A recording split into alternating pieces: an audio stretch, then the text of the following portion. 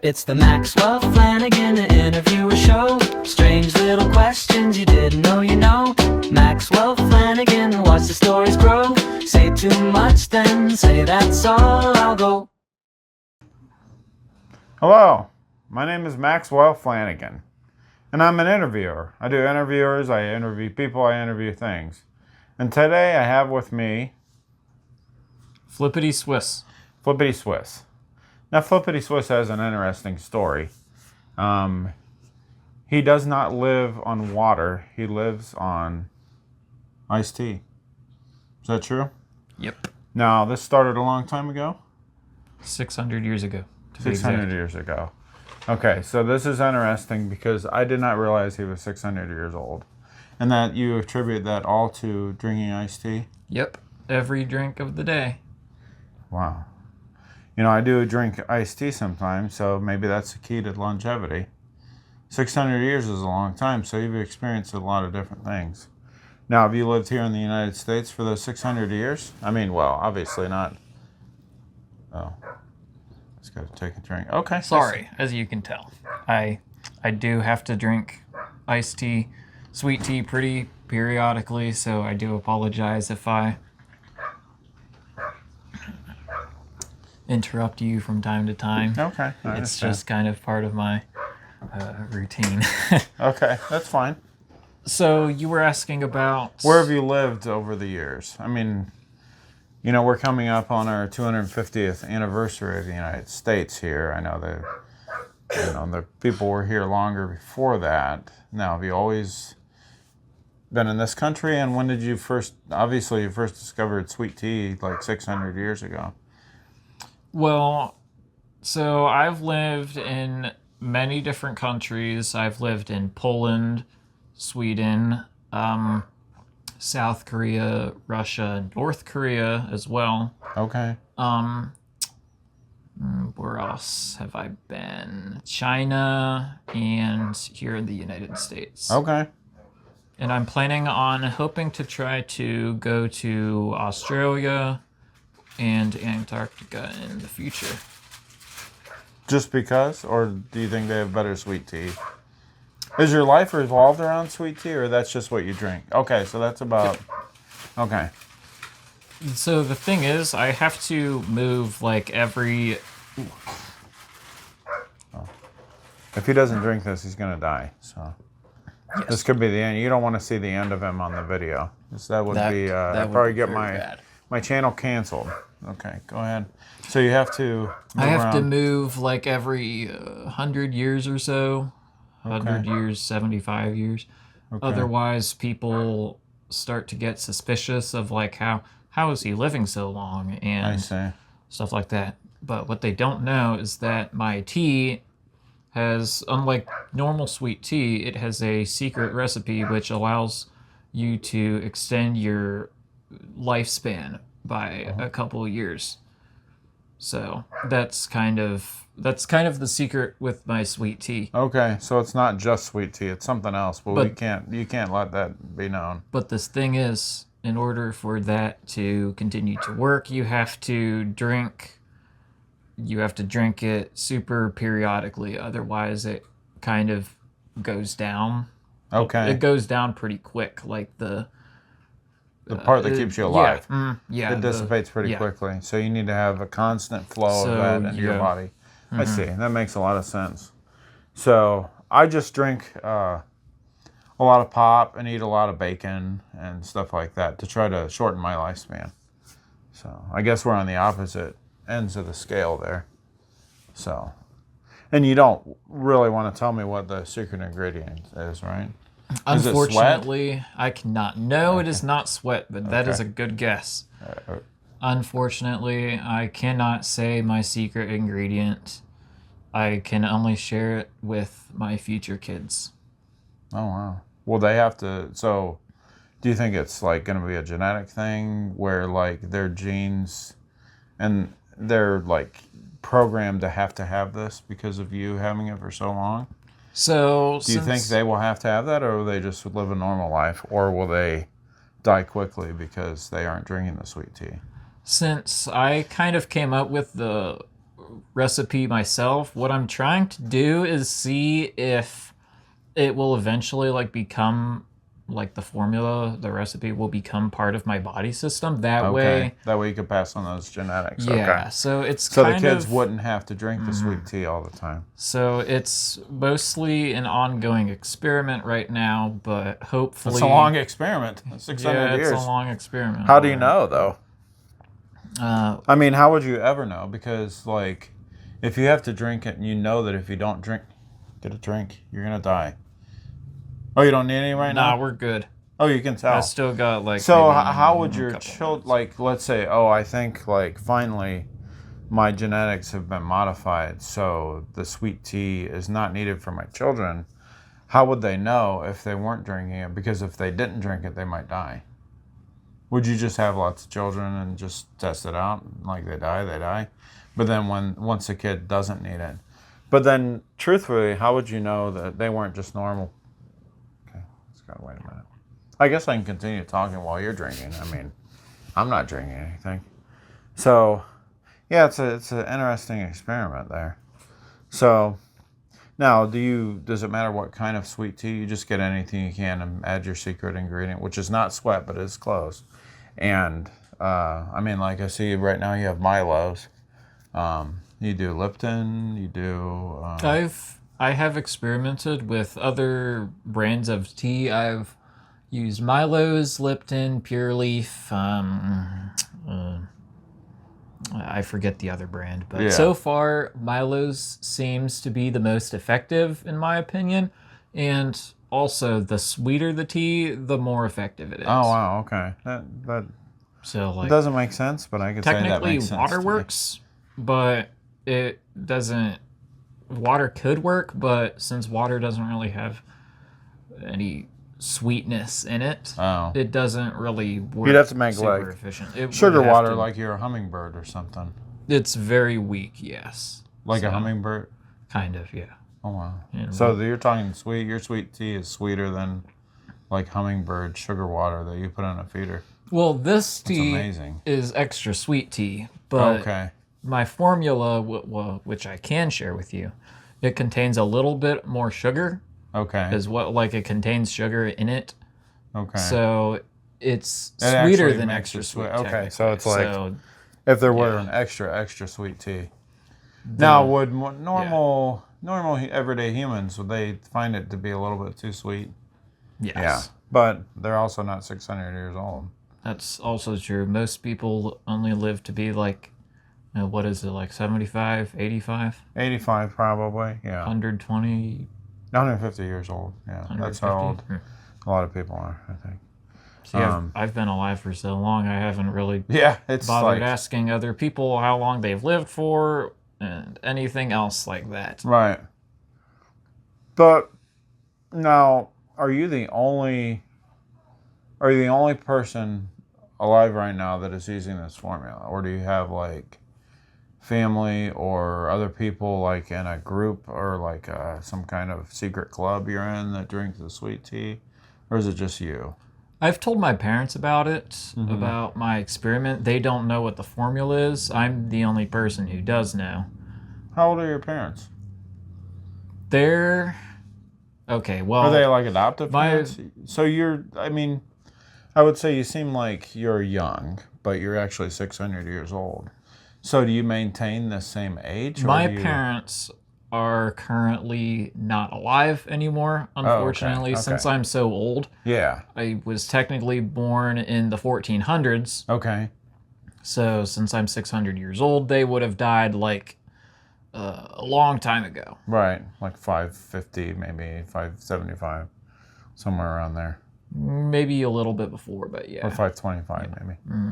Yeah, so okay. I've lived through like many different time periods of different countries. I started in Poland back then, and I've kind of jumped around as I said before, from country to country.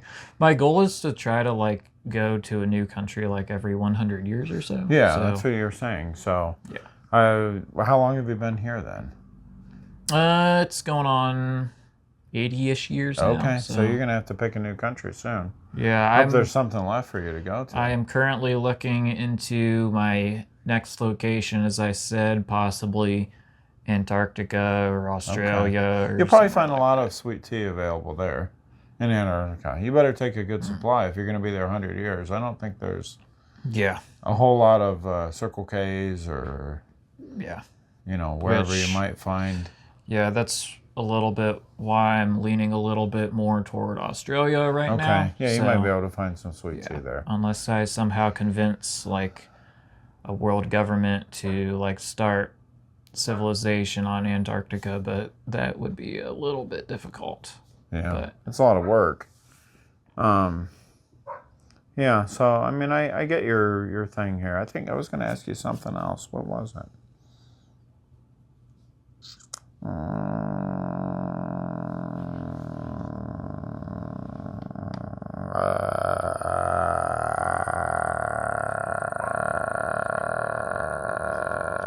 Sorry, that's what I do when I think. Oh, more tea? Yep. I'm running out. I have to make sure it's all the way full. I don't need this. I don't really know how to get rid of a body. Oh no. You're gonna have to you do get have some more. more You do have more? Yeah, somewhere? there's some more in the fridge. This should make it to the end of the interview, but it'll be close. But we should be good. Okay. I assume you have to pee a lot. Not really, actually. No? Okay. No. Mm-hmm. Maybe your body just absorbs so much of the sweet tea. Because of how long I've been doing it. Yeah. My body's pretty much used to it. What kind of foods do you eat? Basically the same stuff that any other person. Okay, so there's no special diet. I've seen like a lot of different foods. I mean, I assume if you moved all over the place. Food's changed so much since the 1400s, obviously. Right. Now, how were you packaging? Like, how would you, throughout the years, you had to have a different storage way to, was it a lot of it you made the tea like continually, or did you store it somehow? Because refrigeration, wasn't really available for, and it would go bad, I would think. So you had to get sugar. Yeah. So you had a good sugar source. Now, that's something you always have to think about. Like, I need to make sure I have my secret ingredients and I have my sugar to add to the sweet tea. Now, I'm sure you've had to make your own sweet tea. Looks like somebody's at the door. Oh. It's like Walmart, I think. Walmart's delivering some stuff to the house here. Wonder if it's sweet tea. That's right. Guy. I did order some more sweet tea. Oh, okay. I just put in your address because. Okay, well, you're here. Yeah. Well, I didn't think of anything else I need to ask. Do you work? Or what kind of? You've had a lot of different jobs over the. And also, do you try to hide this from most people because you realize this is going to go out on YouTube and it will expose you a little bit, but you probably keep kind of a sheltered life so people don't try to steal your energy or whatever. Yeah, I usually try to. I like to cover up most of the details. Like, obviously, I have to change my email every once in a while. Okay. I mean, you had to email do that hasn't back in the existed 1500s, right? You didn't have emails in the 1500s, but as technology keeps evolving, I have to like create new phone numbers and emails and new bank accounts. That way I can like keep transferring, like, keeping my online footprint more hidden as technology evolves, and that way I can't really be tracked or that's true. Anybody finds it suspicious because somebody might assume like I'm some sort of like extraterrestrial being, which is obviously not really what I want. Right. Because then you'll be captured by some government. Exactly. And they'll test it on and they'll probe you and cut part of your body apart and extract the sweet tea and try to find out what's in it. Exactly. And probably try to clone you, really. That's why I usually try to stay away from like any government source. And okay. Yeah, now looking back on it, I'm not really sure if a North Korea was a good place to stay after all.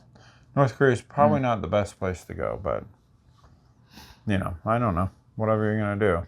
Maybe all that sweet tea kind of messes with your brain a little bit and you make the bad decisions sometimes. And so I said, have you had any work experience over the years? Is there jobs you can do that doesn't, they don't ask for a birthday? What do you do when someone asks for a birthday? If you have like a bunch of fake birthdays? Fake IDs? I usually say a birthday that's like within like the last 20 or 30 years or so. Okay, just to kind of mostly like like he looks a little young, but he could be that old. Yeah, okay, I get it. And then so when you move from place to place, you just give him a new birthday. Has your name always been the same? No. Okay. It has changed. It kind of changes with whenever I move. Okay. Like every 100 years or so. Yeah, okay. And is that just like you kind of match the region you're in, the language, the culture? Okay. Not that way I blend in as much as possible. Yeah. Yep. What's your favorite color? It's changed a couple times. Okay. Like currently, what's your favorite color? So far, it's mostly been the color of sweet tea. Brown. Interesting. Brown. Interesting. Like a translucent brown? I mean, I guess very dark. Weak, very dark, but very weak brown. Yeah, so like if you were painted. Have you ever had a car? Do you have a driver's license? I do. Okay. Which, obviously would have to be changing every so often because of the whole name thing that we discussed earlier. I've driven like a lot of cars. I've driven like every car from ever since they started being made. Oh, nice. I've driven horses and chariots. Well, because you've been here about 80 buggies. Been here 80 years. Else. So you've driven. Where was the place you were here before the United States? I don't remember what it was. It doesn't matter. We don't want to track your past and try to find your identity. I don't want to get you killed, but go ahead and drink some more. Yeah. So I just mostly drink sometimes water or pop and stuff. So okay, well, I'm glad to have you on the show. Thank you for being so open and honest about your sweet tea addiction. I don't want to say it's an addiction. Your sweet tea necessity. Experiment. Yeah. Sweet tea experiment. It's a long experiment. Yeah. Do you drink hot tea? I've tried it before. I think the more, like if it's like a coldish, I mean, not freezing, but like a cold temperature. Okay. It works the best as well. I mean, hot tea works relatively well because I've been to England. Okay. Before, and I've tried my experiment with that. They like tea there. They do. They love tea. They love tea. It's like everything they drink, morning, noon, and night, and maybe that's you. Well, maybe you're England at heart. I don't have English heritage in my blood, as far as I know. You just have tea heritage. No, it's been so long since I've known my parents. I kind of forget, honestly. No, well, somewhere in Poland someday. Some parents had a child that would grow to love sweet tea, and it would keep them alive for 600 years, and pretty much no end in sight as long as you can keep acquiring this tea. Have you ever been to a point where you're like, I'm running out of tea, and this is going to be a problem? Have there like a tea deficiency somewhere that you just couldn't acquire it, and you're really worried about this could be the end? Has that happened before? Yes. Okay. Now, you might, if you were to think of like a world history event, what event do you think would have caused that tea deficiency? If I were to ask you. Y2K, maybe? No, not Y2K. World War II. Yeah, that was back in World War II. They were melting down metal for bullets, and they were also taking all The sweet tea for the they soldiers. were using every material and resource they could get their hands on for soldiers fighting in the fighting in Europe and Asia. Right, and sweet tea was one of those things. And so you just had to kind of hoard some and hide it from the soldiers to keep yourself alive. And I get that. The Boston Tea Party was also kind of a factor. I wasn't living in the United States at the time. Well, I mean, you could make the argument that I was living in the United States. It technically was the United States, but I was kind of in England at that time. Okay. I was kind of with the English. You're probably seeing that and like, what if that happened to me? Like, what if they got rid of all the tea? What would I do? That would be bad. Yeah. So that's probably a scary event when you say they poured all the tea into the water, and then I get it. It was because of the taxes, and they just didn't want to pay them, and that was their protest. But like, that could be a protest that takes you out. Mm-hmm. Yeah. So you just gotta. You're always looking for where the tea's gonna come from, and you have to make sure it comes. So like, Walmart Plus, other grocery delivery places, always knowing where the grocery stores are, how much they have in stock. Yeah. And the other ingredients you can acquire pretty readily, the secret ones. They're not hard to come by. So usually what I do when I'm planning on like looking at my stock and how much more I have to get, usually I I mass order them from like grocery stores in the area. So like Walmart, Target, Mueller's, Myers. Basically any grocery store that you could name that's in the local area. I mass order as much stock as I'm allowed to and get it shipped over. And I have a location where I store all of it. Okay. For later in case there's any kind of like emergency or event that occurs in the country that causes a shortage, or like if the stock market crashes, then obviously getting sweet tea is going to be an issue. So I prepare for... I mean, the world runs on sweet tea, really. I mean, the world economy is all based on sweet tea. So I prepare for any possible circumstance that could occur. So it's like a doomsday prepper might have a bunker that they have canned food and just supplies. Your doomsday is supplying sweet tea to yourself, and you just have to make sure you have it. It's kind of like all of the events with buying out the toilet paper stock from grocery stores back when the COVID-19 virus hit back in 2020, was it? Yeah. 2021, something like that? No, 2020. Late 2019, 2020. Sounds right. March here, yeah. Who do you think bought all that stock? The sweet tea? Well, sweet tea, toilet paper, other necessities, stuff like that. I mean, it wasn't... You bought the sweet tea, right? Did you get the toilet paper, too? I got a lot of toilet paper. Okay. I still have some left over, actually. Nice. That's awesome. I mean, I'd like to have a lot of toilet paper. Think of what all you could do with it. Mm-hmm.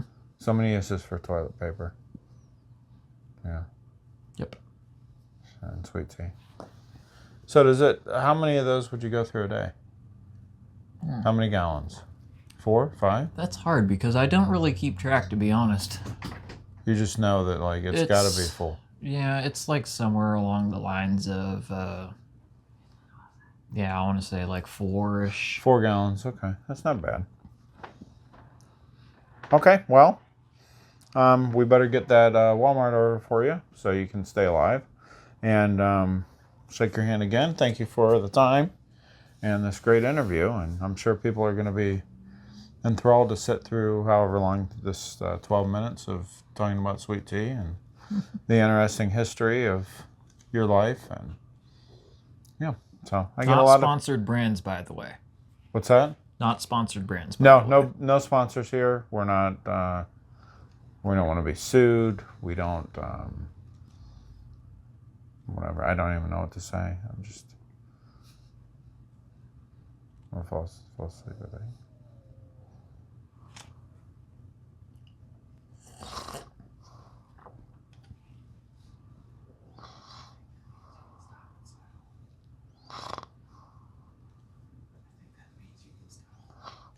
Okay, thank you.